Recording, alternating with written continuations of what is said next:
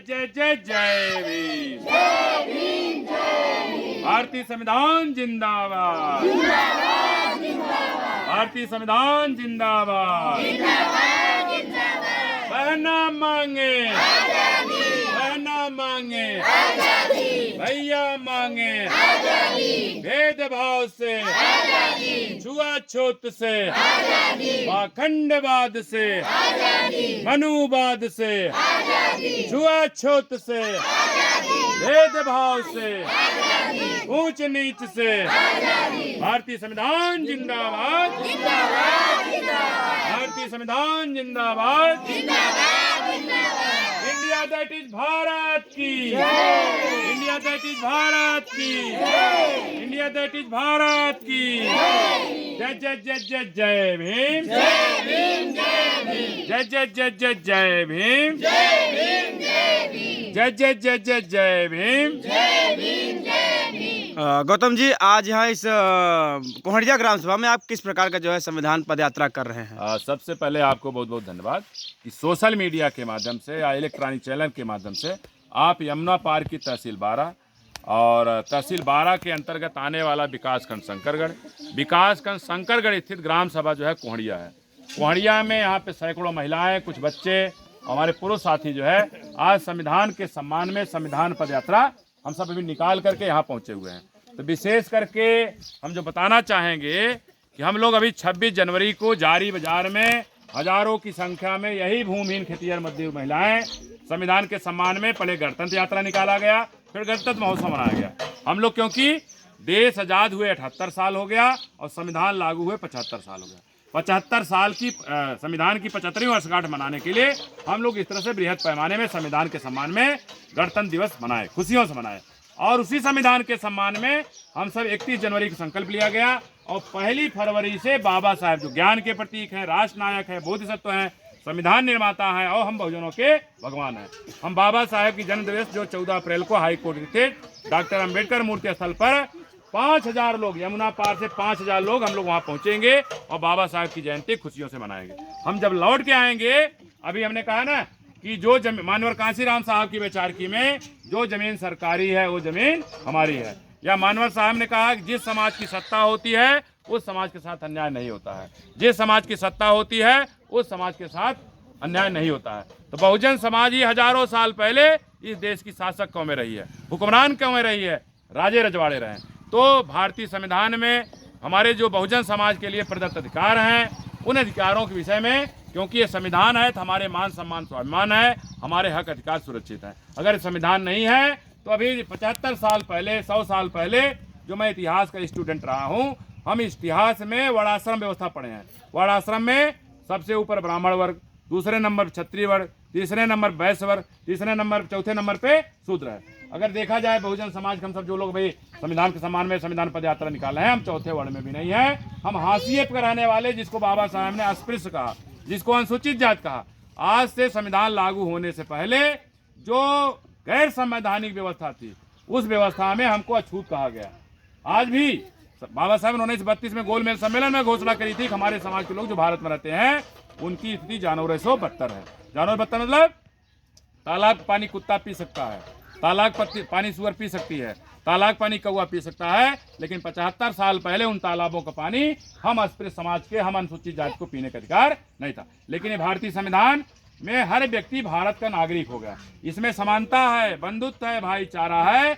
लेकिन अगर हम कहना चाहेंगे संविधान लागू हुए 75 साल हो गया, लेकिन आगे गाँव में जाए, हमारे बहुजन समाज में जो अनुसूचित जाति के लोग हैं, आज भी बाबा साहेब ने जो कहा 1932 में, अभी हूबहू गाँव में भी भेदभाव, छुआछूत लागू है। आज भी जो पहला वर्ग है, दूसरा वर्ण है, जो ब्राह्मण जिसको कह सकते हैं, क्षत्रिय कह सकते हैं, उनके घर के बर्तन में उनका पालतू कुत्ता उनके थाली में आज खा लेगा, फिर अगर बर्तन धुला जाता तो लोग खा लेंगे।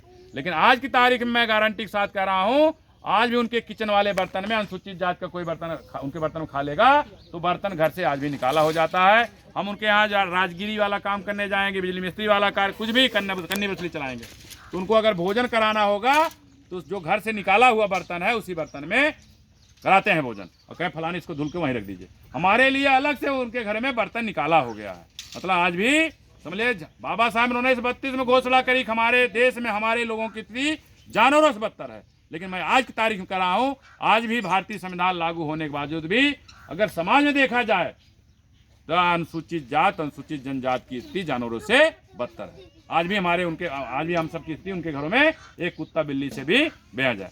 तो ये जो कहना चाहेंगे, संविधान लागू हुए 75 साल हो गया, लेकिन आज भी गरीब और गरीब बना हुआ, अमीर और अमीर बना। ये 75 सालों में गरीबी और अमीरी की खाई जो कम करनी चाहिए थी, सत्ता में पहले जो है कांग्रेस के लोग आए, उसके बाद बीजेपी के लोग आए, लेकिन जो खाई है गरीबी अमीरी के बीच, इस खाई को कोई कम करने का काम नहीं किया। बाबा साहेब ने स्टेट एंड माइनॉरिटी में जमीन का राष्ट्रीयकरण की बात कही, चाहे वो कांग्रेस की सत्ता रही हो, आज चाहे बीजेपी की सत्ता है, बाबा साहेब ने जो बात कही स्टेट एंड माइनॉरिटी में, आज जो देश की आज़ादी के बाद जो देश का पहला मुद्दा होना चाहिए, आज उसको कोई मुद्दा नहीं, मैं उस पर कोई चर्चा ही नहीं करता है।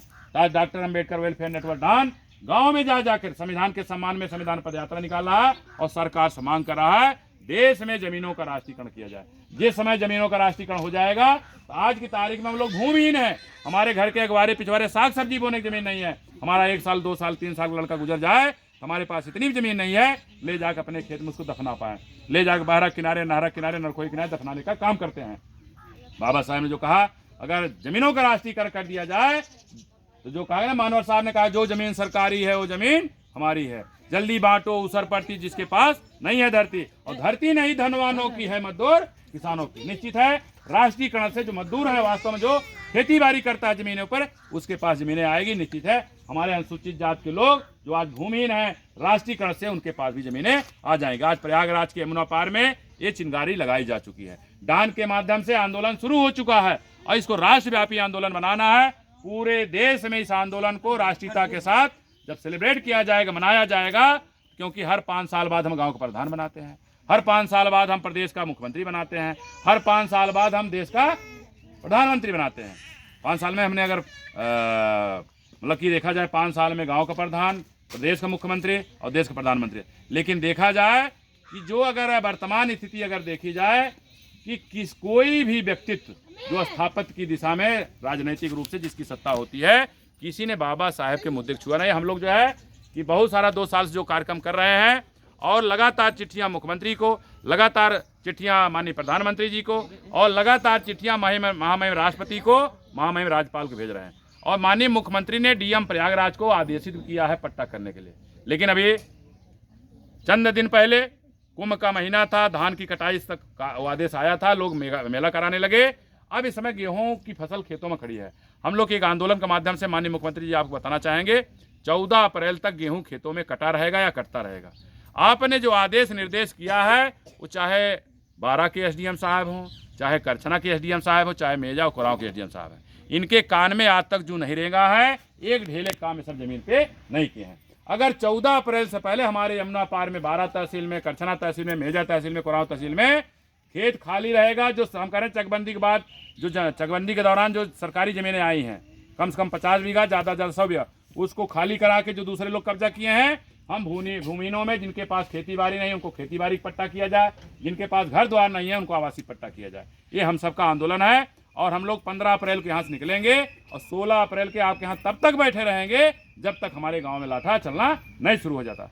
और विशेष करके हम भारतीय संविधान लेके गली गली मोहल्ले मोहल्ले भारतीय संविधान जो निकाल रहे हैं, इसमें जो है मूल कर्तव्य लिखे हैं। मूल कर्तव्य क्या कहता है? वैज्ञानिक सोच को डेवलप करिए, भारत के संविधान को सम्मानित करिए, देश के राष्ट्रपति हमारा गर्व है उसके प्रति हमें अडिग रहना चाहिए। तमाम ऐसी चीजें हैं। इसके बावजूद भी हमारे ही देश में भारतीय संविधान के जो मूल कर्तव्य हैं, इसके अगेंस्ट यहाँ पर अंधविश्वास, पाखंड और कुरीतियां फैलाई जा रही हैं। तो माननीय प्रधानमंत्री जी, महामहिम राष्ट्रपति जी, माननीय मुख्यमंत्री जी, महामहिम राज्यपाल जी, हमारे देश में जो संस्थाएं अंधविश्वास, पाखंड और कुरीतियां फैलाने का काम कर रही हैं, ऐसी संस्थाओं के खिलाफ, ऐसे संस्थागत व्यक्तियों के खिलाफ जो ये काम कर रहे हैं, उनके खिलाफ सख्त कार्रवाई करके उनको जेल के अंदर भेजने का काम करिए। क्योंकि इससे क्या है, देश में जो हम अखंडता कायम करना चाहते हैं, जो समरसता के माध्यम से सबको एकजुट करना चाहते हैं, ये लोग जो है कि अंधविश्वास, पाखंड और कुरीतियां फैला करके आप कह रहे हैं ना, जो बटेगा वो कटेगा। हम तो आपको एक करने की बात कर रहे हैं, संगठित करने की बात कर रहे हैं, लेकिन ये अंधविश्वास, पाखंड और कुरीतियां फैला करके लोग समाज को विखंडित करने का काम कर रहे हैं। तो जो भी साथी आपके सोशल मीडिया देख रहे हैं, उनसे आग्रह है, निवेदन है, जो मूल कर्तव्य है और इस तरह से अपने गांव में महिलाओं को लेकर के संविधान के सम्मान में आप संविधान यात्रा निकाल सकते हैं। गौतम जी, अभी सुनने में आ रहा है कि गौतम जी, अभी यह सुनने में आ रहा है कि जो है इस संविधान पदयात्रा से जो है बसपाई कुछ नाराज लग रहे हैं, ऐसा क्यों? देखिए, हम आपको एक कहावत, पहली बात तो जाके पैर न फटी बवाई हो का जाने पीर पराई। दूसरी एक कहावत है, अच्छे सिक्के को बुरी चलन वाले कभी चलने नहीं देते हैं। आज पूरे भारत में जो अच्छे सिक्के हैं, जिनके माध्यम से मानवर साहब ने सन 70-80 के दरमियान, 84 के दरमियान जो दिया, बार बार के कैंडी जला जला के, डिबरी जला जला के जो कैडर दिया है, आज इस तरह से संविधान यात्रा निकाल करके बहुजन समाज पार्टी या बहुजन समाज को, ये मानवर साहब ने कहा है ना, जिस समाज की गैर राजनैतिक जड़ें मजबूत नहीं होती हैं, उस समाज की राजनीति कभी भी कामयाब नहीं होती है। अगर ये देखिए, यहाँ पे सैकड़ों जो महिलाएं हैं, ये भी बहुजन समाज से हैं। भैया, पहले आप लोग ईमानदारी से बता दो, कोई सिखाया नहीं, आप सब हाथी वाले हो कोई और हो? बताया नहीं कि पहली बार इनसे पूछे, भाई हाथी वाले कोई और कह रहे हैं हाथी वाले हैं।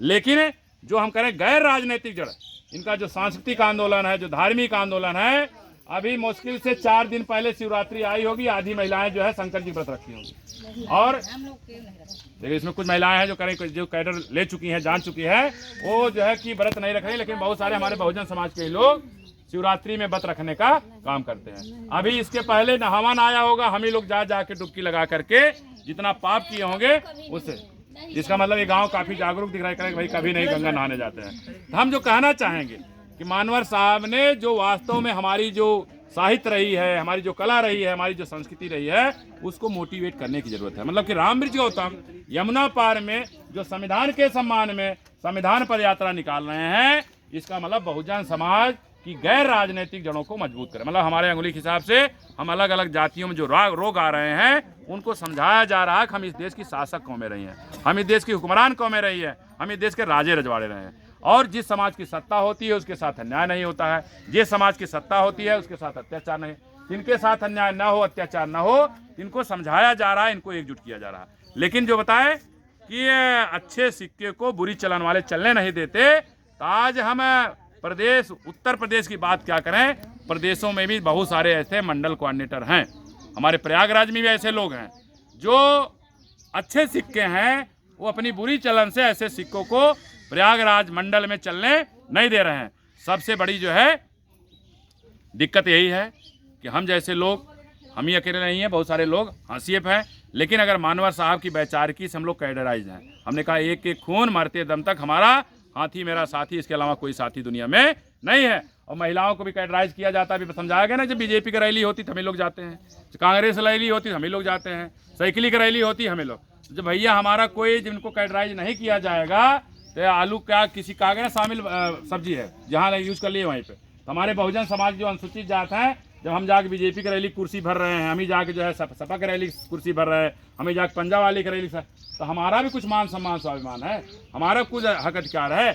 इनको समझाया गया कि जिस दिन हम लोग ये अलग अलग खंडों में जो रोग आ रहे हैं, पैसे से बिकना बंद कर देंगे, उसी समय समझ लिए कि जो हम हुक्मरान रहे हैं, शासक रहे हैं, निश्चित है कभी हम जो जमीन सरकारी है वो जमीन हमारी है, लड़ाई लड़ें। लेकिन बहन जी जिस समय उत्तर प्रदेश की मुख्यमंत्री बनेंगी, बहन जी हमारी जो आन बान शान है, जब प्रदेश के साथ साथ देश की जब मुखिया बनेगी, प्रधानमंत्री बनेगी, एक निगाह जब मारेंगी जिस क्षेत्रों में, तो जो हमारी सोच है कि जो जमीन सरकारीकरण हो जाए, राष्ट्रीयकरण हो जाए, हमारे भूमि खेतिहर में दोनों के पास कम से कम 5-5 बीघा जमीन हो जाए, बहन जी के प्रधानमंत्री बनते ही देश में सब कुछ अपने आप ही हो जाए। इसलिए ऐसे लोग जो ठेकेदारी ले घूम रहे हैं, अब जैसे अभी चर्चा में आ रहा है कि जो बात करनी चाहिए वो बात नहीं हो पा रही, दूसरे लोग कर रहे हैं, और हम स्पष्ट आपके सोशल मीडिया से बताना चाहेंगे, ये प्रयागराज मंडल में चंद लोग या चंद मंडल जो प्रभारी लोग हैं, जो फूले नहीं समा रहे हैं। अरे भाई, पहली बार मैं पार्टी से निकाला गया था तो माननीय पूर्व सांसद डॉक्टर अशोक सिद्धार्थ ने हमको पार्टी से निकाला था। आज खुद वो पार्टी से निकाले गए हैं, उनके मन से पूछिए, उनके दिल से पूछिए उनकी क्या स्थिति गुजर रही है। और हमने बताया कि जो लोग खुशियाँ मना रहे हैं, रामबृज गौतम बाहर हैं, और ये लोग जो है कि आज जो है कि जो हमारे पार्टी से बाहर रहने पे जो अलग अलग चर्चाएं चल रही हैं कि भैया कोई भी एड़ी चोटी लगा दे, रामबृज गौतम को पार्टी में शामिल नहीं किया जा सकता। हम कह रहे भैया, हम आप शामिल करो या ना करो, लेकिन हम जो काम कर रहे हैं इस काम से हमको संतुष्टि है। लेकिन जो लोग सोच रहे हैं हमारे विषय में नेगेटिव, नकारात्मक, जब बहन जी के समधी पूर्व राज्यसभा सांसद डॉक्टर अशोक सिद्धार्थ पार्टी से निकाले जा सकते हैं, बहन जी के भतीजे पहले उनसे पद लिया गया, जो पदाधिकारी बनाया गया, फिर दूसरे दिन बहन जी जो है कि उनको पार्टी से निकाल देती हैं। जब बहन जी खुद अपने भतीजों को पार्टी से निकाल सकती हैं, जब बहन जी अपने समधी भाई को पार्टी से निकाल सकती हैं, तो प्रयागराज मंडल में जो खुशियां मना रहे हैं कि चाहे जितना भी एड़ी चोटी लगा ले, चाहे जो पुतला दहन कर लें, चिट्ठी पत्री लिख दें, तो रामविज गौतम का कोई कार्यक्रम सफल नहीं होगा। आप भूल कर रहे हैं। ये जनता जो है ना, जिसमें 5000 लोग जो है, जो अभी संविधान पद यात्रा निकाली जा रही है, कल बहुजन समाज पार्टी बचाओ पद यात्रा निकाली जाएगी। जब इलाहाबाद से 5000 लोग वहीं बहन जी के 12 माह लेवन्नू प्रदेश कार्यालय में जब धरना प्रदर्शन करेंगे, तो समझ लीजिए हमारी वैचारिकी में जब माननीय बहन जी के समधी भाई नहीं रहे पार्टी में, उनका भतीजे आकाश आनंद जी नहीं है पार्टी में, तो प्रयागराज में जो ऐसे लोग जो अपना सिक्का चला रहे हैं, किस तरह से लोगों की इस्तेमाल करके एक आधिपत्य या गुटबाजी करके बहुजन समाज को प्रयागराज में या प्रयागराज मंडल में विखंडित करना चाह रहे हैं। तो हम कहना चाहें, भैया आप लोग कौन खेत के मूली हो? बहन जी के सामने जब ये सूचना जाएगी, आज नहीं तो कल जाएगी, देर नहीं है। अशोक सिद्धार्थ 2 साल पहले हमको पार्टी से निकाले 2022 में, आज 25 है, तो 3 साल में अब उनके दिल से पूछिए उनके साथ क्या गुजर रही होगी, ठीक है ना।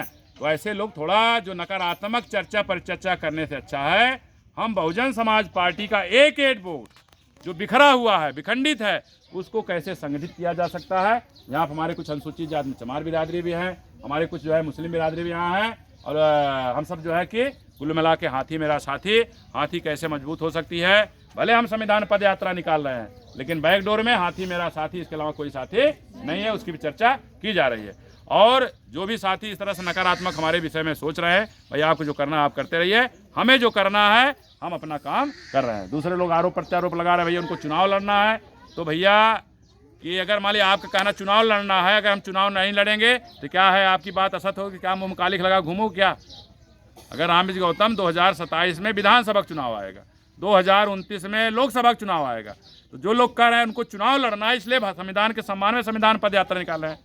अगर आप लोगों की बात असत्य हो गई तो मुंह में कालिख लगा घूमोगे, हिम्मत नहीं है। ये मुंह है ना, मुंहफट जिसको कहा जाएगा, बिना सोचे समझे। तो हम सबकी बातों का, इनकी सभी बातें जो है बेबुनियाद, निराधार, सत्य से परे हैं, ऐसी बातों का मैं खंडन करता हूं। लेकिन हमने कहा कि एक एक बूंद ब्लड का हमारे बहुजन समाज पार्टी और बहुजन समाज के लिए काम करता रहेगा, और लड़ेंगे और जीतेंगे। और जब हम बता दिए, जब अशोक सिद्धार्थ साहब पार्टी में नहीं है, उनके भतीजे पार्टी में नहीं हैं, जो सीना तान घूम रहे हैं कि लखनऊ तक चाहे जितनी चिट्ठी भिजवा दें, दिल्ली तक चाहे जितनी चिट्ठी भिजवा दें, कितना पुतला फुकवा दें, तो भैया अगर अशोक सिद्धार्थ साहब के साथ ये काम हो सकता है, जिसकी बदौलत आप लोग फूले नहीं समा रहे हो, जिसकी बदौलत आप लोग जो है कि हिटलर शाही प्रयागराज मंडल चला रहे हो, तो मेवालाल गौतम भी अगर बहन जी के संज्ञान में जाएगा कि पूरा पूरा गुड़ा घात यही है, इन्हीं का है, ये प्रयागराज मंडल को डिवाइड करने का काम कर रहे हैं, तो इसके पहले वहाँ पे गंगाराम अम्बेडकर हुआ करते थे, पूछिए उनके साथ क्या हुआ है। तो बहन जी जिधर निगाह मारेंगी, जे लोग अपने आप को, क्यों बहन जी के अलावा कोई हमारे देश में बहुजन समाज पार्टी के नेता नहीं, हम लोग एक कार्यकर्ता के रूप में काम कर रहे हैं, और गाड़ी 2 पहिया गाड़ी चला के यहाँ तक पहुँचे हैं, इनको समझाया जा रहा है। और निश्चित है जो हमने राष्ट्रीयकरण की बात है, निश्चित जब सत्ता में आएगी तो राष्ट्रीयकरण होगा, और राष्ट्रीयकरण होगा तो हम लोग जो भूमिहीन खेतिहर मजदूर हैं, जो आंदोलन की प्रक्रिया में लगे हैं, निश्चित तो काम होगा। जो भी सोशल मीडिया में साथी देख रहे हैं, इसको इतना ज़्यादा शेयर करिए, इतना ज़्यादा लाइक करिए, इतना ज़्यादा सब्सक्राइब करिए, और शेयर में इतना बहन जी तक कहीं न कहीं बहुत सारे बहन जी के नज़दीक के व्यक्तित्व हैं जो बहन जी तक के बाद भरेंगे, पहुंचाएंगे। निश्चित है ऐसे नकारात्मक सोच वाले जितना जल्दी हो सकेगा अगर पार्टी से हाशिए कर दिए जाते हैं, हम पूरे प्रदेश की जिम्मेदारी नहीं लेते, लेकिन प्रयागराज मंडल में निश्चित है कि बहुजन समाज पार्टी जो विखंडित है वो एकजुट होना शुरू कर देगी, उसका वोट प्रतिशत जो घटा है बढ़ना शुरू कर देगा। आज अगर बहुजन समाज पार्टी 2 खेमों में अगर बटी हुई है, विखंडित हैं, अलग थलग पड़े हैं, आज बहुजन समाज पार्टी के एक वोट जो खिसक रहा है, तो इसके मात्र 2 व्यक्तित्व हैं। ऐसे व्यक्तित्व का नाम नहीं लेंगे, इनको निकाल पार्टी से अगर बहन जी कर देती हैं, तो मैं गारंटी के साथ कह सकता हूं प्रयागराज मंडल में एक वोट से बहन जी हम 34% 35% पहुंचेंगे। जिस तरह से प्रयागराज मंडल में हम 11-12 सीटें जीते थे, उस तरह से प्रयागराज की सभी सीटें निकाली जा सकती हैं। जनता इंतजार कर रही है, लेकिन ऐसे लोग जो खेमेबाजी करते हैं, इसकी वजह से हमारा सेक्टर का बूथ का कार्यकर्ता भी नाराज है। ऐसे लोगों जो मेंटेनेंस के नाम पे जो एक मीटिंग करना चाहेंगे, किसी के मन में ये भाव नहीं आता कि इनके नेतृत्व में हम लोग मीटिंग कराएं। इनके अंदर ये भाव, मन में नकारात्मक जो संदेश ले घूम रहे हैं सब, जो है इच्छा नहीं होती कि हम 10 लोगों को इकट्ठा करके अंदर काम कर रहे हैं पार्टी के लिए, लेकिन इनके नेतृत्व में कुर्सी लगा के बैठे यहाँ मीटिंग कराई जाए, किसी के मन के इजाज़त नहीं देती है। और जितना जल्दी आप कार्रवाई कर देंगे, हम तो सोशल मीडिया के माध्यम से करना चाहेंगे। ऐसे लोग हमारे पीछे आदमी भी लगा रखे हैं, जो हो सकता है पीछे 4 पहिया से जो है धक्का मार दें, रास्ते में 2 पहिया जा रहे हैं, कहीं एक्सीडेंट दिखा करके मर्डर भी कर सकते हैं, या और भी साथी लगा सकते, चलते पलते कहीं ठोक रहे थे। तो भैया हम तथागत बुद्ध के अनुयायी हैं, उनको मानने वाले हैं। हमें मालूम है कि मैं पैदा हुआ हूँ तो एक दिन मरूंगा, पैदा हुआ हूँ तो एक दिन मरूंगा। तो मैं अच्छा काम करके क्यों न मरूँ? 4 से विधि चोरी दलाली कर क्यों मरूँ? दूसरे को मूर्ख बना क्यों मरूँ? तो अगर हमारी कुर्बानी भी हो जाती है, हम शहीद भी हो जाते हैं, इसी तरह से बहुजन समाज पार्टी का अच्छा काम करते हुए शहीद होना चाहते हैं, ना कि किसी गला काट के, किसी जेबा काट के, मूर्ख बना करके हमें बिल्डिंग नहीं तैयार करनी है। हम सूखी रोटी खाएंगे लेकिन सम्मानजनक जिंदगी व्यतीत करेंगे। हम घी लगी रोटी को देखकर न ललचाएंगे, न घी लगी रोटी खाने का प्रयास करेंगे। निश्चित है कि साईं इतना दीजिए जाके कुटुंब समाए, मैं भी भूखा ना रहूं, साधन भूखा जाए। आप सभी साथियों का आभार व्यक्त करते हुए निश्चित है जो नकारात्मक सोच रहे हैं उनके अंदर सकारात्मक सोच आ जाए, और सब कोई मिलकर के, जो अलग थलग है, कोई खेमेबाजी नहीं, हम सब मिल करके बहुजन समाज को हुक्मरान बनाना है। बहुजन समाज पार्टी के मुखिया बहन जी को, जो हमारी आन बान शान है, हमारी एकमात्र राष्ट्रीय नेता है, जिनको देश का प्रधानमंत्री, उत्तर प्रदेश का मुख्यमंत्री बनाना है, इस संकल्प के साथ आने वाले 2027-2029 के चुनाव में निश्चित है कि बहुजन समाज पार्टी की सत्ता होगी। निश्चित है जो हम आंदोलन गैर राजनीतिक जड़ों को मजबूत करने का काम कर रहे हैं, आज नहीं तो कल सफलता मिलेगी। तो जय जय जय जय जय भीम, जय भीम जय भीम, जय जय जय जय जय भीम, जय भीम जय भीम। बहुजन समाज पार्टी जिंदाबाद, जिंदाबाद जिंदाबाद, बहुजन समाज पार्टी जिंदाबाद, जिंदाबाद जिंदाबाद, बहन मायावती जी जिंदाबाद, जिंदाबाद जिंदाबाद, बहन मायावती जी जिंदाबाद, जिंदाबाद जिंदाबाद। आप सभी साथियों का आभार व्यक्त करते हुए, आप सभी साथियों से विदा लेते हुए, आप सभी साथियों से जय भीम, नमो बुद्धाय, जय भारत, जय भारतीय संविधान, जय बहुजन समाज।